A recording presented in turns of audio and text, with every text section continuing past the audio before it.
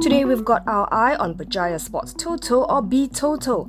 RHB Research says it's still a buy, though it trimmed its target price from RM2.34 to RM2.23. B-Toto closed at RM1.92 yesterday.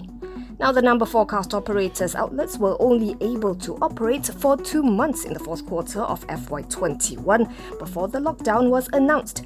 Despite the reduced draws, RHB estimates B-Toto's quarterly total jackpot sales have increased by circa 30% due to the strong run in jackpot prize, which on average was about 16 million ringgit versus 5 million ringgit in the previous quarter. As for when its outlets might be able to operate again, RHB says the earliest will be during Phase 3, which is targeted in September.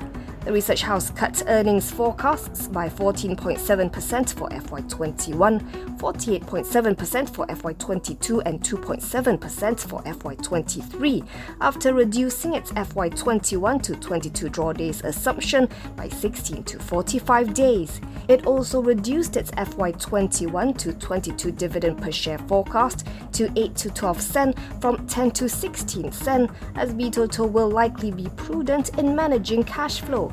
But this is a temporary hurdle, and ticket sales should rebound quickly post-reopening.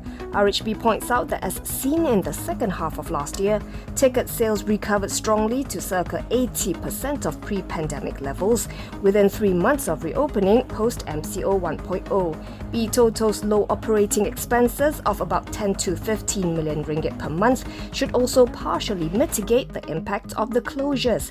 As for its UK motor segment, RHB says business is operating as usual, with all physical showrooms reopening since July's lifting of restrictions. So what's the consensus? According to Bloomberg, there are 10 buys and 1 sell on B-Toto.